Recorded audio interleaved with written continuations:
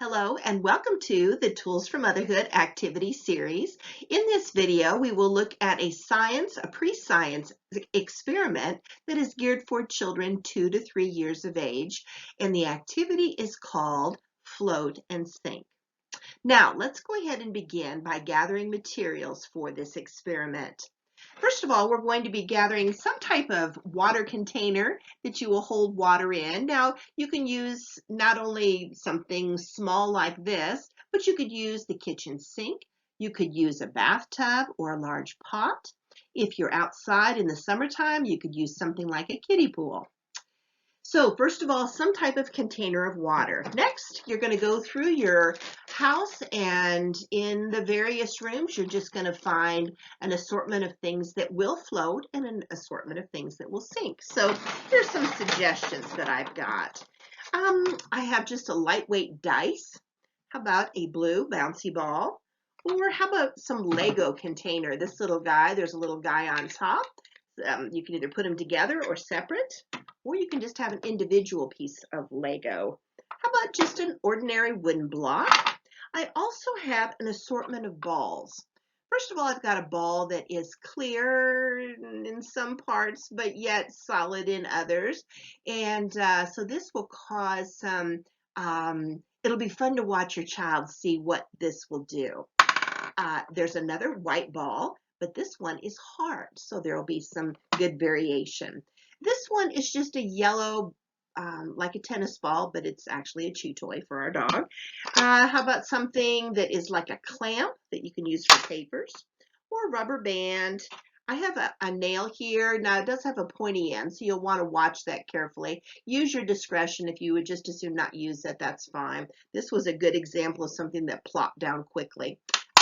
But you can watch it carefully and make your judgment on whether it'll be good to use with your child or not. Here's something simple like a candle. It's heavyweight. I also have a pencil. What else do you have just on hand? Here happens to be just a plastic bowl. I know it will float, but it might be a little harder for this container. But if you have a large little kiddie pool in the backyard, then something like this would be really helpful. Also, it would be fun to try different things inside of it to see how many things can you put in there to make it sink. Oh, there's just so many things that you can do with float and sink, and depending on if you have an older brother and sister, or maybe even a younger brother or sister, you can vary this activity. There's really no right or wrong way or right or wrong things to use. Just use simple things around the house. Have fun.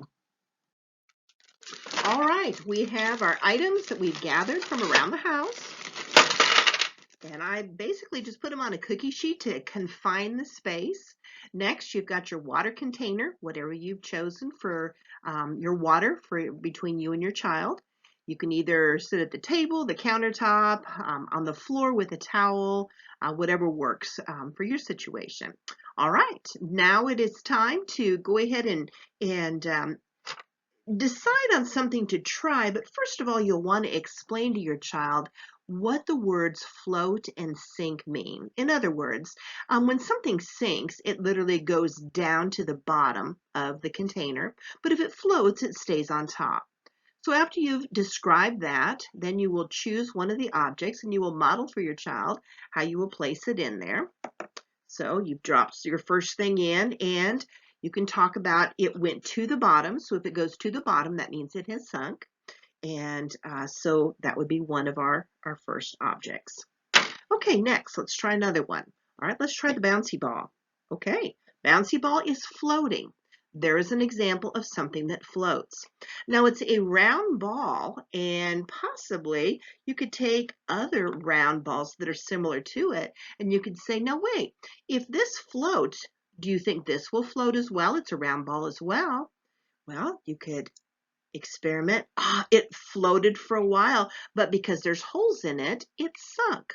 So that would be an example that's similar, but yet not exactly the same. You could say, all right, now this one is another round ball, but will this float or will it sink? You can each make a guess, and now you can test your hypothesis or your guess. Now this time the ball went to the bottom. What about this one? What is it going to do? This is another ball. You can make a guess. And this one floated. So we've got two that floated, one that sunk, and one that kind of floats and sinks. So it's fun to experiment. It's fun to try out several of these different ones and make an educated guess, modeling for your child what you think that it might do. And then if you're wrong, it's kind of fun to see what it does right before your eyes.